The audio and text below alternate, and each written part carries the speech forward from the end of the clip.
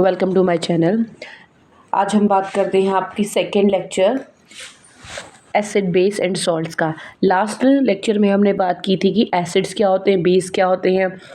Acid और base जब आपकी मेटल नॉन मेटल से रिएक्शन करते हैं तो क्या क्या आपके प्रोडक्ट्स फॉर्म करते हैं। अब हम हमारे नेक्स्ट टॉपिक के बारे में बात करते हैं। How do metal carbonates and metal hydrogen carbonates reacts with acid. जो आपकी मेटल कार्बोनेट्स होते हैं और मेटल के हाइड्रोजन कार्बोनेट्स होते हैं वो एसिड के साथ रिएक्ट करते हैं, तो कैसे करते हैं और या फिर कैसे प्रोडक्ट्स फॉर्म होता है, क्या क्या प्रोडक्ट बनते हैं, ये चीज़ हम बात करते हैं। चलते हैं। कभी भी जब आपकी एक मेटल कार्बोनेट है या फिर मेटल हाइड्रोजन कार्बोनेट है एसिड के साथ रिएक्शन करते हैं तो हमेशा सॉल्ट, कार्बन डाइऑक्साइड गैस और वाटर फॉर्म होता है। ये हमेशा याद रखना, कभी भी किसी भी कार्बोनेट्स की रिएक्शन होती है तो वहाँ पे कार्बन डाइऑक्साइड और वाटर कंपलसरी होता है, प्रोड्यूस होता ही होता है। तो जब भी आपका मेटल कार्बोनेट या फिर मेटल के हाइड्रोजन कार्बोनेट्स हैं एसिड के साथ रिएक्शन करते हैं तो आपका salt, carbon dioxide and water release होता है। ये आप रिएक्शन है जो आपकी केमिकल इक्वेशन है अपने माइंड में फिट कर लीजिए।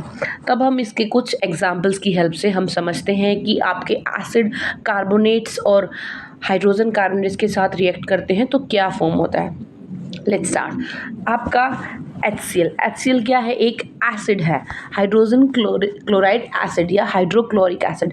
आपका ये एक कैल्शियम कार्बोनेट है, एक मेटल का कार्बोनेट है। जब रिएक्ट करते हैं तो क्या बनता है, CO2 गैस रिलीज होती है और CaCl2 हमारा एक सोल्ट प्रोड्यूस होता है, साथ में वाटर रिलीज होता है।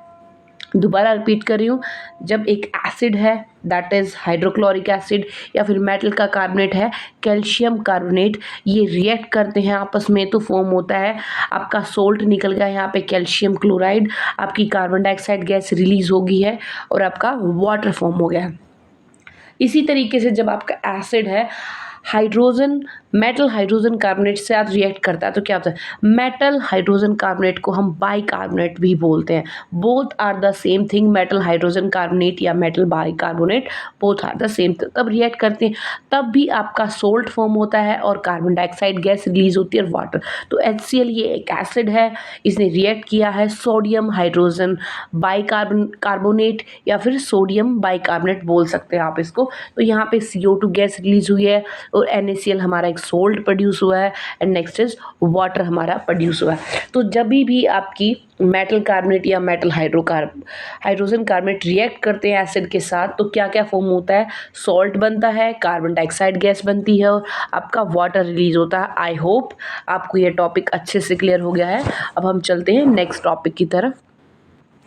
नेक्स्ट है हमारा, अब बात ये होती कि यहाँ पे जो कार्बन डाइऑक्साइड रिलीज़ हुई है हमें कैसे पता चलेगा कि ये कार्बन डाइऑक्साइड गैस यहाँ पे रिलीज़ हुई है। इसके लिए हमें कुछ टेस्ट करते हैं कि हमें पता होना चाहिए कि जब भी आपके एसिड है मेटल कार्बोनेट या फिर मेटल हाइड्रोजन कार्बोनेट का रिएक्ट करते हैं तो उस टाइम पे जो कार्बन डाइऑक्साइड रिलीज़ होती है वो होती भी है या नहीं होती है। उसके लिए हम क्या करते हैं, अब क्या करते हैं कि जो हमारी कार्बन डाइऑक्साइड गैस रिलीज़ हुई है यहाँ से इसको क्या करते हैं हम कैल्शियम हाइड्रोक्साइड या इसको हम लाइम वाटर भी बोलते हैं, बहुत ज़्यादा same thing. Calcium hydroxide is the chemical name and the common name is the lime water. इसको क्या लेते हैं हम, हमने कैल्शियम हाइड्रोक्साइड लिया और इसमें से क्या किया, हमने कार्बन डाइऑक्साइड गैस को पास किया। तो हम क्या होते हैं यहाँ पे एक हमारा जो कैल्शियम हाइड्रोक्साइड होता है that is totally transparent solution होता है, एक बिल्कुल वाइट होता है। तो अब क्या कर, जैसे ही हमने इसके अंदर से carbon dioxide CO2 gas pass की है तो कैल्शियम कार्बोनेट ये आपका प्रेसिपिटेट है। प्रेसिपिटेट क्या होता है, that is insoluble in the solution, जो सोल्यूशन में घुलता नहीं है, that will be settle down in the water. तो जैसे ही आपका कैल्शियम कार्बोनेट फॉर्म होता है जो हमारा सोल्यूशन है वो क्या, लाइम वाटर मिल्की हो जाता है, बिल्कुल गाढ़ा गाढ़ा सा मिल्की बनना शुरू हो जाता है। तो और साथ में वाटर, तो यहाँ से हमारा प्रूफ हो जाता है कि जो आपकी जैसे ही CO2 गैस पास की है हमने वैसे ही आपका कैल्शियम जो कार्बोनेट है, लाइमस्टोन बोलते हैं इसको हम, लाइमस्टोन फॉर्म हो जाता है, आपका एक प्रेसिपिटेट फॉर्म हो जाता है। इससे हमारा प्रूफ हो जाता है कि आपकी जो कार्बन डाइऑक्साइड गैस रिलीज हुई है। अब इसको हम एक्सपेरिमेंट से अच्छे से समझते हैं। अब देखो हमने क्या किया है, यहाँ पे एक टेस्ट ट्यूब ली है, अब टेस्ट ट्यूब में हमें क्या किया है, यहाँ पे एसिटिक एसिड लिया है और कार्बन डाइऑक्साइड गैस ली है। अब हमने क्या किया, जैसे ही रिएक्शन होती है, रिएक्शन स्टार्ट होती है, तो वैसे ही कार्बन डाइऑक्साइड गैस है वो इस ट्यूब में से निकलती है और फिर आपकी क्या करती है, डिलीवरी ट्यूब में से ये ट्यूब में आपकी गैस आनी स्टार्ट हो जाती है। अब क्या करते हैं, हमने एक अनदर ट्यूब ली है, जैसे यहाँ पे एक ट्यूब ली हुई है जिसमें आपकी कार्बन डाइऑक्साइड गैस बनती है जब आपकी रिएक्शन होती है। तो ऐसे ही हमने एक ट्यूब लिया, इसके अंदर हमने क्या किया है, lime water that is calcium hydroxide का सोल्यूशन लिया है। फिर हम क्या करेंगे, जो हमारी ये गैस निकली है डिलीवरी ट्यूब की हेल्प से, ये जो आपकी गैस है ये हम कैल्शियम हाइड्रोक्साइड सोल्यूशन वाली ट्यूब में पास करते हैं। हम पास करते हैं, जैसे ही हम देखते हैं कि हमारा जो कलर है जो सोल्यूशन का कैल्शियम हाइड्रोक्साइड, वो स्टार्ट टू मिल्की चेंज होना शुरू हो जाता है।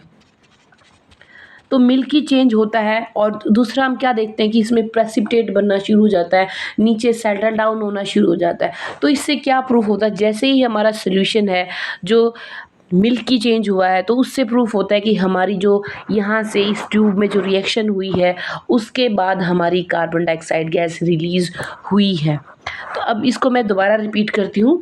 हमने एक ट्यूब ली है यहाँ पे, इस ट्यूब के अंदर जो रिएक्शन हो रही है हमारी, तो रिएक्शन होने के बाद जैसे ही इसमें हमने रिएक्शन, जैसे यहाँ पे नीचे हमने क्या सोडियम कार्बोनेट के प्रेसिपिटेट्स लिए हैं और एसिटिक एसिड से रिएक्शन की है। अभी हम बात कर रहे थे एसिड और रिएक्शन होगी हमारी कार्बोनेट्स के साथ।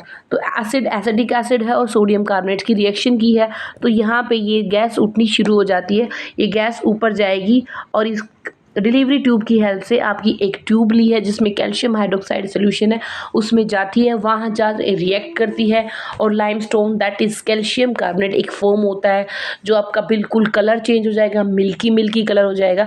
तो इससे हमारा प्रूफ होता है कि जो हमारी कार्बन डाइऑक्साइड गैस है वो रिलीज़ हुई है।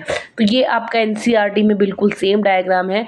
ये है testing for the carbon dioxide gas. ये आप यहाँ से टेस्ट करोगे कि आपकी कार्बन डाइऑक्साइड रिलीज़ हुई है या नहीं है। आई होप आपको ये टॉपिक अच्छे से क्लियर हो गया हो।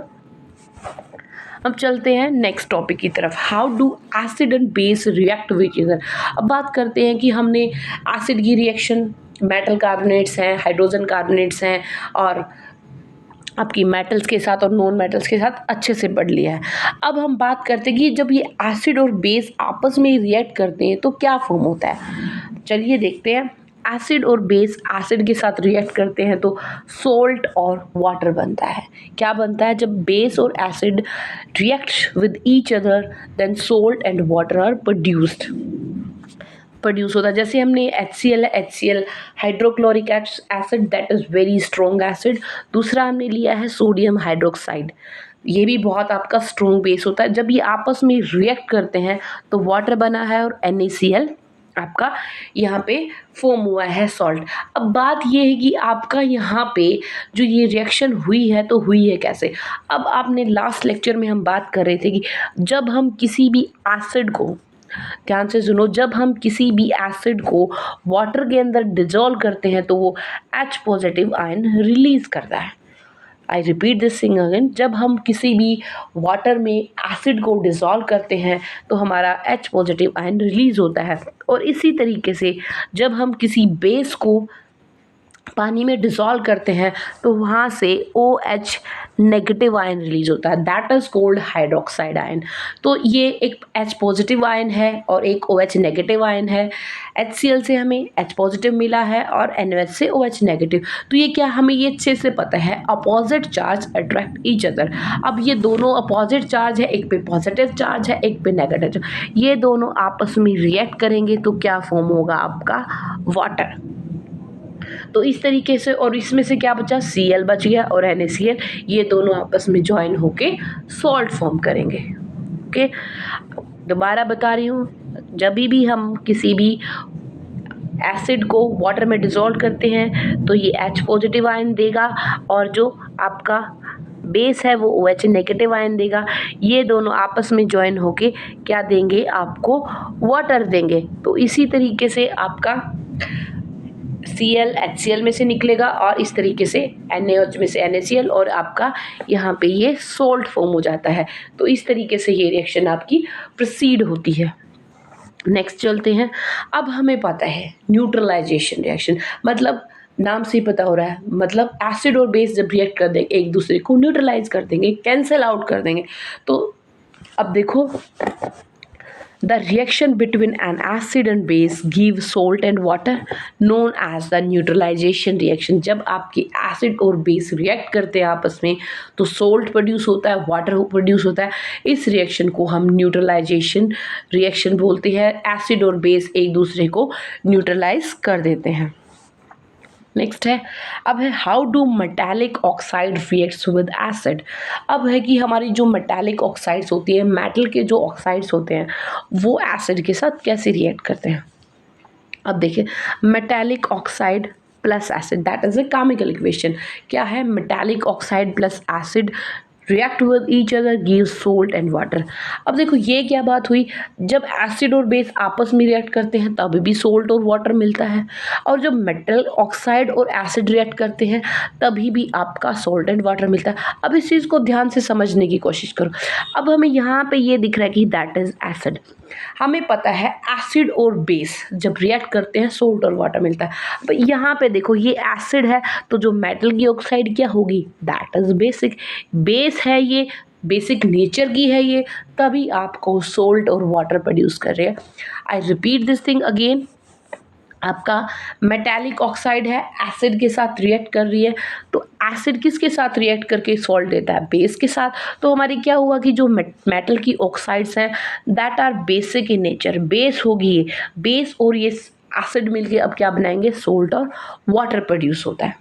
आई होप आपको ये चीज़ क्लियर होगी। अब देखो एग्जाम्पल है आपका copper oxide CuO plus 2HCl। ये आपका एसिड हो गया है, तो ये आपकी मेटल की oxide that is basic in nature, तो ये आपको CuCl2 आपका एक सोल्ट प्रोड्यूस होता है that is copper chloride and water produce होगा। तो आपकी जब मेटालिक ऑक्साइड्स हैं एसिड के साथ रिएक्ट करेंगी तो हमेशा सोल्ट और वाटर देगा। नेक्स्ट है, अब देखो, since metallic oxide reacts with acid gives water and salt similar to the reaction of acid and base. अभी मैंने आपको यही बताया है, जब मेटल ऑक्साइड्स रिएक्ट करती हैं एसिड के साथ वो भी वाटर और सोल्ट देती हैं, जैसे ही आपकी रिएक्शन एसिड और बेस के बीच में होती है। तो metallic oxide are said to be basic oxides, इसीलिए आपका सोल्ट प्रोड्यूस होता है क्योंकि जो मेटालिक ऑक्साइड्स होती हैं वो बेसिक इन नेचर होती हैं। अब यहाँ पे कुछ एग्जांपल्स और हैं, जैसे कैल्शियम ऑक्साइड है और ये आपका सल्फ्यूरिक एसिड है, जब रिएक्ट करेंगी तो कैल्शियम सल्फेट और water, calcium sulphate is a salt. Magnesium oxide react करेंगी आपकी हाइड्रोक्लोरिक एसिड के साथ, that is magnesium chloride, salt है और वाटर रिलीज हुआ है। ये अभी रिएक्शन हमने की है कॉपर ऑक्साइड और HCl, आपका कॉपर क्लोराइड बन गया और आपका वाटर। तो आपका जब भी मेटल की ऑक्साइड रिएक्ट करेंगी एसिड के साथ तो सोल्ट प्रोड्यूस होगा, वाटर प्रोड्यूस होगा। आई होप ये आपको टॉपिक अच्छे से क्लियर हो गया कि आपकी जब मेटालिक ऑक्साइड्स हैं एसिड के साथ रिएक्शन करती हैं तो क्या प्रोडक्ट्स बनता है और कैसे बनता है। अब हम चलते हैं next, reaction of non metallic oxides with base. अब हम क्या करते हैं, जो नॉन मेटालिक, अब हमने बात की थी मेटालिक ऑक्साइड्स की विद एसिड के साथ, तो अब हम बात करते हैं non metallic oxides with the base. अब क्या है, यहाँ पे भी सेम ही चीज़ है। अब कहोगे ये बड़ी गजब की बात हो गई है कि नॉन मेटालिक ऑक्साइड्स बेस के साथ रिएक्शन करती हैं तभी भी आपका सोल्ट और वाटर बनता है, और आपकी मेटालिक ऑक्साइड एसिड के साथ रिएक्ट करती तभी भी आपका सोल्ट और वाटर बनता है। तो अब यहाँ पे क्या बात क्लियर होती है, करते हैं हम कि जब आपकी जो ये, अगर आपका ये बेस है तो ये क्या होगा, ऑब्वियस ही बात है, क्योंकि हमें ये चीज़ अच्छे से पता है कि एसिड और बेस जब रिएक्ट करते हैं तो सोल्ट बनता है। तो जब हमें पता है बेस के साथ रिएक्शन करेंगी तो जो नॉन मेटालिक ऑक्साइड्स होंगी that will be acidic in nature, acidic nature में की होंगी तभी आपका सोल्ट और वाटर प्रोड्यूस होगा। तो reaction between a non-metallic oxides and a base, similar reaction between base and salt, base and acid, sorry, we conclude, यहाँ से हम कंक्लूजन निकालते हैं कि जो नॉन मेटालिक ऑक्साइड्स होती हैं that is basic in nature, acidic in nature, acidic nature की होती हैं तभी ये बेस के साथ रिएक्शन करके आपका सोल्ट और वाटर प्रोड्यूस करती हैं। अब हम यहाँ पे एग्जाम्पल लेते हैं, जैसे आपका sodium hydroxide that is very strong base, और आपकी carbon dioxide that is non metallic oxide. तो यहाँ पे Na2CO3 सोडियम कार्बोनेट, ये एक हमारा सॉल्ट है और वाटर प्रोड्यूस हुआ। तो अब आपको आई रिपीट दिस थिंग, जब आपका एसिड और बेस रिएक्ट करते हैं तो न्यूट्रलाइजेशन रिएक्शन होती है, वहाँ पे भी सोल्ट और वाटर बनेगा।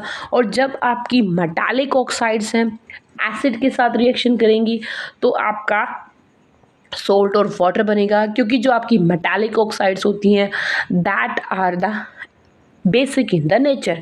तो इसी तरीके से जब आपकी नॉन मेटालिक ऑक्साइड से रिएक्ट करती हैं बेस के साथ, तभी भी आपका सोल्ट और वाटर बनता है, क्योंकि जो नॉन मेटालिक ऑक्साइड्स होती हैं that are acidic in nature. I hope आपको इन तीनों रिएक्शंस में क्या डिफरेंस है, कैसे हुआ है, आई होप आपको अच्छे से क्लियर हो गया है। अगर आपको समझ नहीं आया then pause the video and the note it down. अब हम चलते हैं नेक्स्ट। अब है what do all acids and all bases have common. हमारे जितने भी एसिड्स हैं और बेस हैं उनके बीच में कॉमन चीज़ क्या है। अब है acid and base are electrolytes. ये अब इलेक्ट्रोलाइट्स क्या होते हैं, एसिड्स और बेस हैं वो इलेक्ट्रोलाइट की तरह काम करते हैं। विच मीन्स, इसका मतलब क्या है, they are a good conductor of electricity. कि जो एसिड्स और बेस होते हैं वो इलेक्ट्रिसिटी के बहुत अच्छे कंडक्टर्स होते हैं, उनमें बहुत अच्छी इलेक्ट्रिसिटी पास होती है। अब ये इलेक्ट्रिसिटी पास क्यों होती है इनमें से, अब इलेक्ट्रिसिटी इसलिए पास होती है, acid base both produces ions in the water solution. अभी हमने लास्ट लेक्चर में बात की थी कि आपके जब भी एसिड को डिसॉल्व करते हैं वाटर में तो वो H पॉजिटिव आयन देता है, और जब बेस को डिसॉल्व करते हैं वाटर में तो वो OH नेगेटिव आयंस देगा। अब कहीं पे भी अगर आयंस प्रेजेंट है तो वहाँ पे डेफिनेटली आपकी इलेक्ट्रिसिटी पास होगी ही होगी, क्योंकि इलेक्ट्रिसिटी पास होने के लिए हमें दो चीज़ चाहिए होती है, या तो फ्री आयंस होनी चाहिए या फिर फ्री इलेक्ट्रॉन्स होने चाहिए। अब यहाँ पे आयंस फ्री है तो आपकी इलेक्ट्रिसिटी कंडक्ट होगी ही होगी। तो एसिड और बेस हैं जो आपके इलेक्ट्रोलाइट्स की तरह का, इलेक्ट्रोलाइट्स क्या होते हैं कि जब इनको हम वाटर सोल्यूशन में डिसॉल्व करते हैं तो वो आयंस में डिसोशिएट हो जाते हैं। डिसोशिएट होने के बाद वो ईजिली से कंडक्शन कर सकते हैं। The acid and base are electrolytes, which means they are good conductor of electricity. Acids and base both produces ions in the water solutions, so ions becomes free to move, and the acid and base both conduct electricity very very easily. I hope आपको ये समझ में आ गया कि electrolytes क्या होते हैं। Electrolytes on dissolution in the solution they dissociated to ions. Thank you for watching. मिलते हैं हम नेक्स्ट लेक्चर में।